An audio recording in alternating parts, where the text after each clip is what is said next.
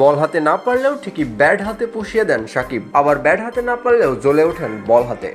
এমন কত শত কথাই তো সব অতীত। সবশেষ কবে এমন করেছে সাকিব তা বলা কঠিন। বল হাতে না পারলেও ব্যাট হাতে ঢেলে দিয়েছেন সাকিব। সবশেষ বল হাতে ভালো করলেও ব্যাট হাতে আফসোসের দিকেই বরাবরই ঠেলে দিচ্ছে সাকিব।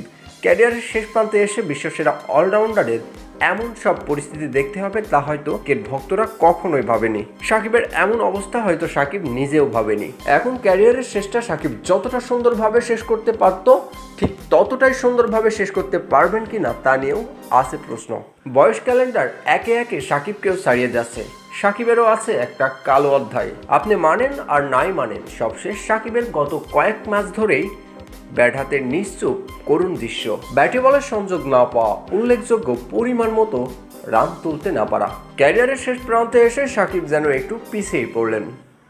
ছোট দল কিংবা বড় প্রতিপক্ষ, সাকিবের সেই আগ্রাসিকটা আর নেই। পূর্ণিমার ঝলমলো আলো শেষে যে কালো রাত আসে, সাকিবেরই তার ব্যাটিং ফর্ম বর্তমান অবস্থার উদাহরণ। টি-20 এই সংক্ষিপ্ত ফরম্যাটে হয়তো সাকিবের 1 ডজন ব্যাট হাতে হাফ সেঞ্চুরি আছে, সেটাও প্রায় 19 মাস আগে। পাকিস্তানের বিপক্ষে ত্রিদেশীয় সিরিজে সাকিবের টানা 2টো অর্ধশত ছিল। এরপরে টানা 19 মাস সাকিবের ব্যাট থেকে আসেনি টি-20 ফরম্যাটে আর কোনো অর্ধশত।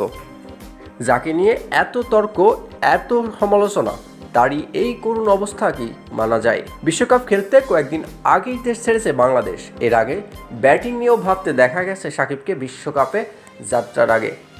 জিম্বাবুয়ের বিপক্ষে 5 ম্যাচের সিরিজ শেষের ম্যাচে যখন সিরিজ উন্মোচন শেষ, তখন সবাই যখন ড্রেসিং রুমের দিকে যাচ্ছিলেন, সাকিব ব্যাট নিয়ে নেটে যাচ্ছিলেন ম্যাচ গেমের জার্সি পরেই। নেটে গিয়েও বারংবার করেছে ব্যাটিং অনুশীলন। তার সঙ্গী হয়েছিলেন সেদিন লিটন কুমার দাসও। সাম্প্রতিক সময় লিটন কুমার দাসও অফ ফর্মে ভুগছে। বাংলাদেশের টি-20 ফরম্যাটে এই 2 পাওয়ার হিটারের অফ ফর্ম এখন বিশ্বকাপে চিন্তার কারণ হয়ে দাঁড়াইছে টাইগারদের। সাকিব লিটনের স্ট্রাইক রেটের দিকে তাকিয়ে থাকে দেশের এক ঝাঁক ক্রিকেট সমর্থক।